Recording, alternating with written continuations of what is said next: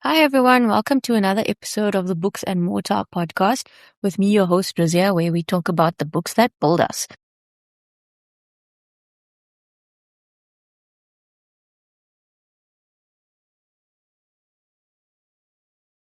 So I've just finished Mother Mary Comes to Me by Arundhati Roy, and I think this is one of those books that will stay with me for years. It's the kind of book that you can return to at different points in your life and discover an entirely different book waiting for you. So this is a memoir, and it feels less like reading about someone's life story and more like floating through their memory, because it isn't always chronological, but that almost feels beside the point, because in the end, like what shapes us most deeply is not always the events themselves, but the feelings that they leave behind, right? And reading this book feels like you wading through the memories that made Arundhati Roy who she became. And the chapters are short, which I think is deliberate and also honestly necessary, because the memoir it's emotionally dense, right? Rather than plot dense, as you would expect a memoir to be. And every few pages contain something like so emotionally heavy or like philosophically layered that you almost need to stop and digest it before moving on. And I also felt like that structure kind of mirrors memory, because like your memories don't arrive neatly, right? Especially traumatic ones. They come in flashes and in fragments and like kind of these little emotional aftershocks. So one of the things that struck me about the book, right, was Roy's tone when describing the abuse that she suffered from her mother. She speaks about like physical violence, emotional cruelty, almost like matter of factly. The tone barely shifts. Like there's no dramatic emotional crescendo really. And strangely, I think that it kind of protects you a little bit as the reader, because if the emotion on the page matched what she was describing, I think that the book would become unbearable very quickly. It would be a lot. And what makes the memoir extraordinary is that Roy never reduces her mother into a villain. Mrs. Roy, her mother, is controlling, she's emotionally damaging, and she's often really cruel. But she's also brilliant, she's courageous, she's defiant, she's funny, she's strong-willed, and she is capable of enormous love. And the memoir refuses to flatten her into one thing. And because of that, she stays like painfully real. And Roy talks about how her brother bore the brunt of their mother's anger because he was the only accessible male figure in her life. So all of this rage that she carried towards husbands, fathers, and men in general landed on him. But Roy herself was also wounded really deeply by her mother. There's this heartbreaking like contradiction in the memoir where Mrs. Roy taught her daughter independence. She taught her to write. She encouraged intellect and curiosity.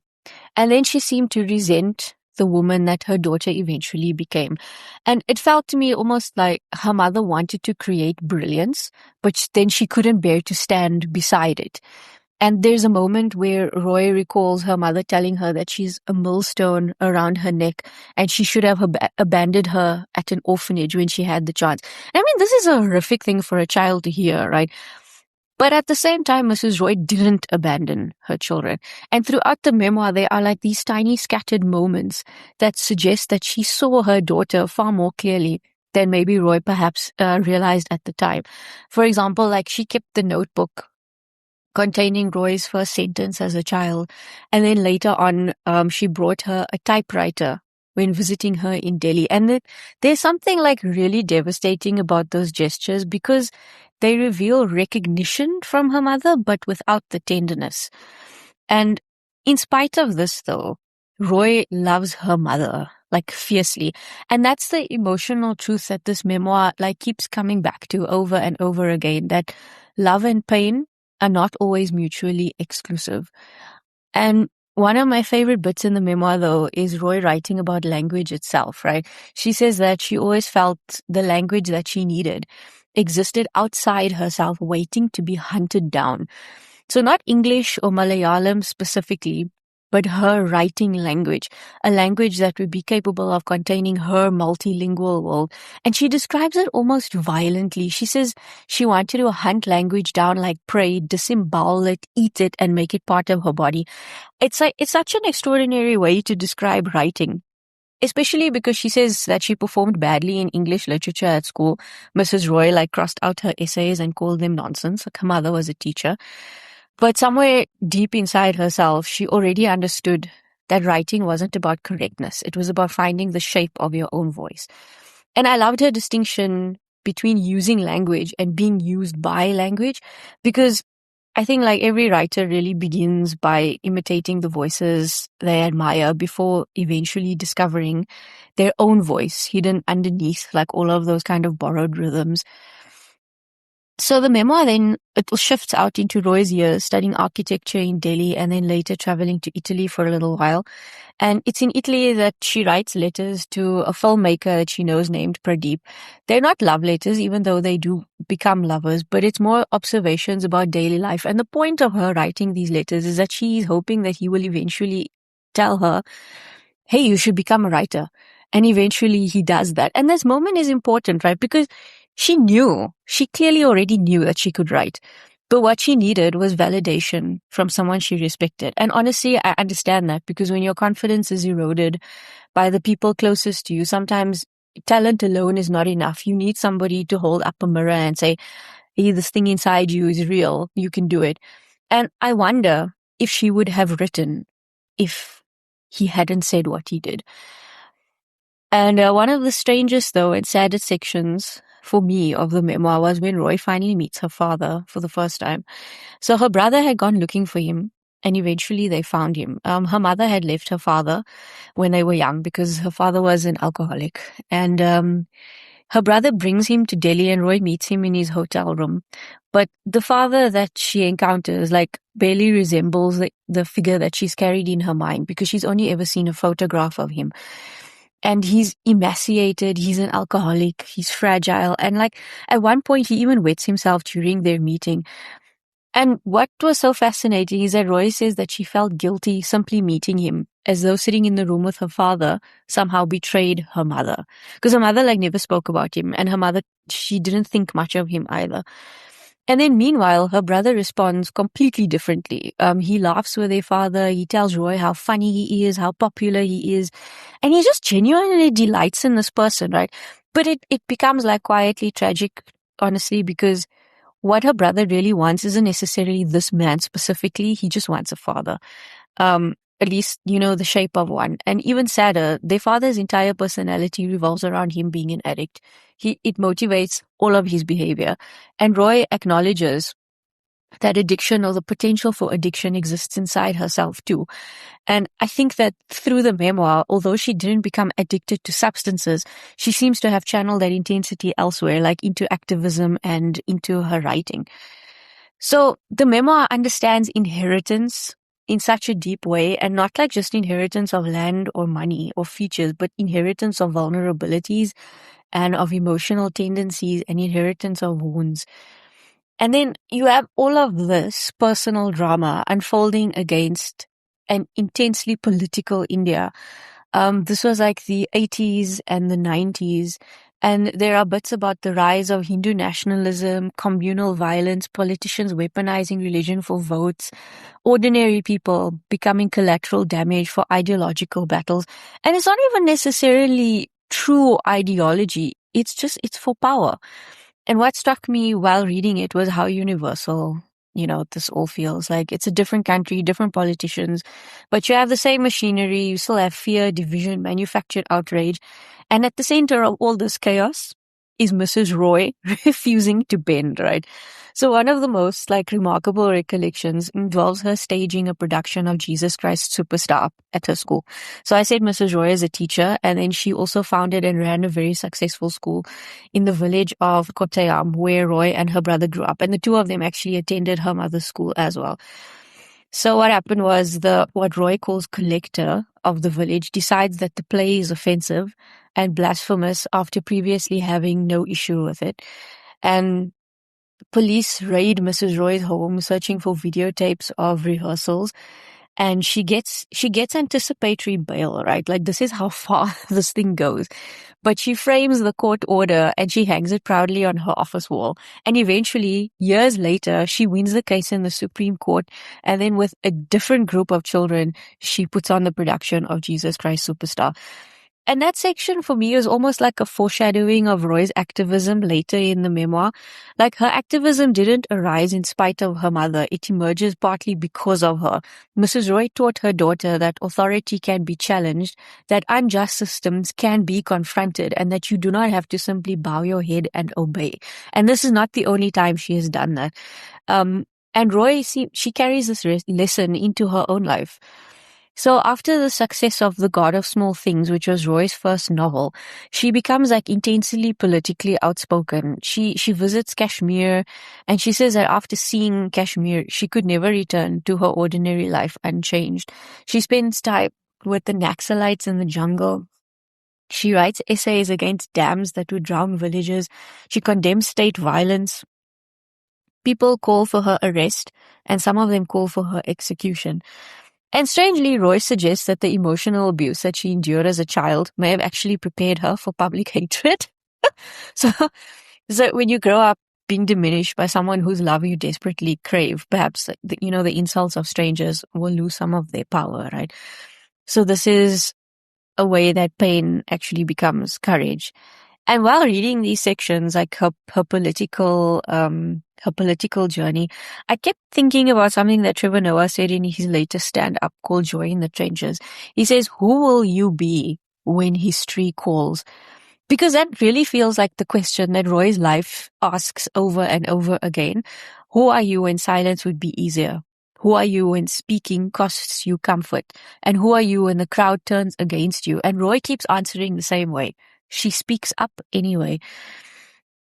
And then in the memoir, there's like a line or a section that stayed with me just because, of the reader I am. And because it captures why literature matters. So Roy says that she loved book readings and book signings because she was fascinated by how strangers from completely different lives could find themselves inside the story of a family from a small village in Kerala. So talking about the family in The God of Small Things. And then she writes, literature can join humans in a bond of quiet intimacy the way almost nothing else can.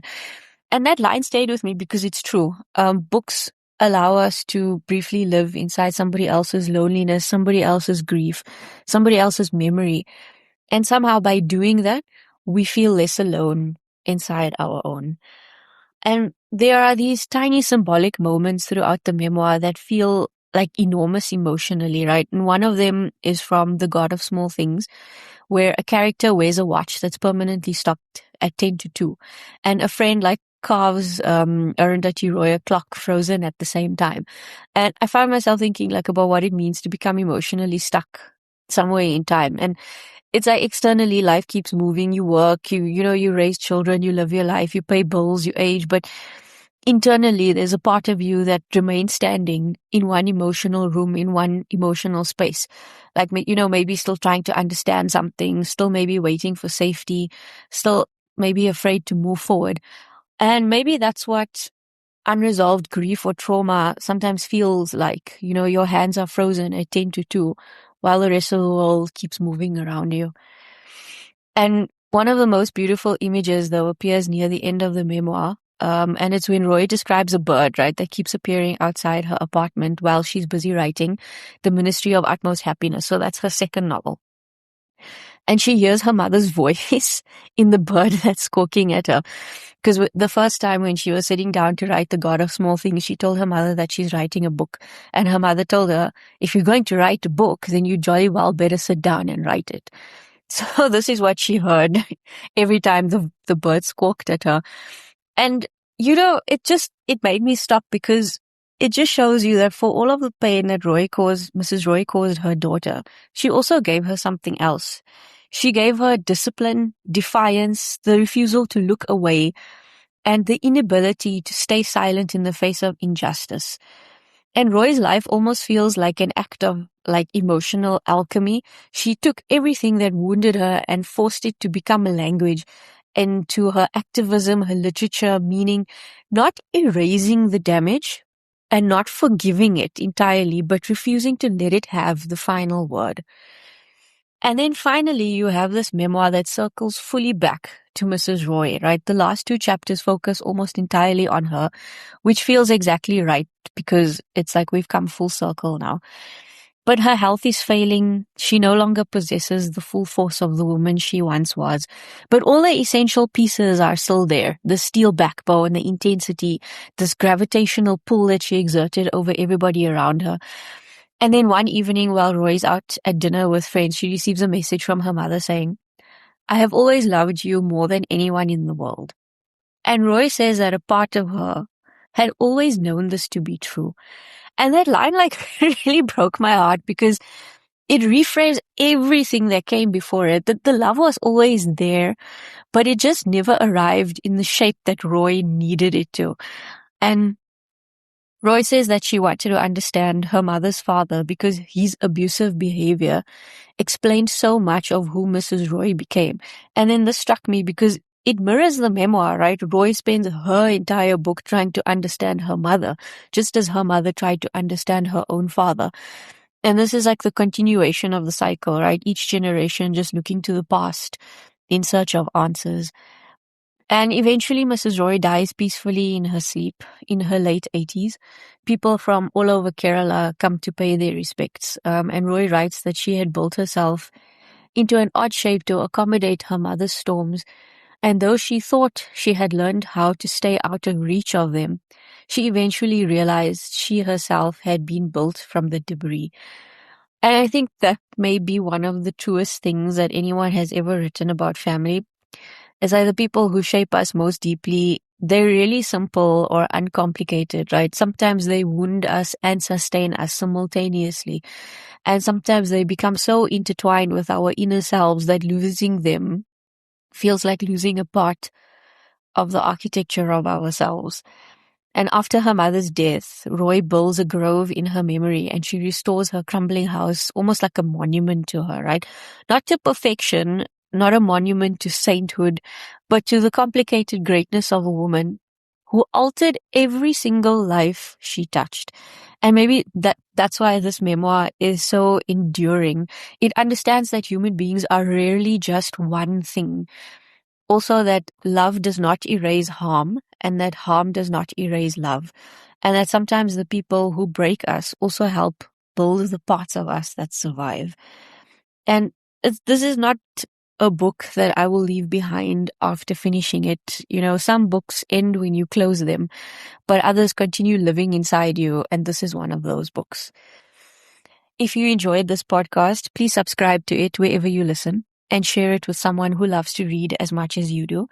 That's all from me, your host, Rizia, on the Books and Mortar podcast, where we talk about the books that build us. Bye.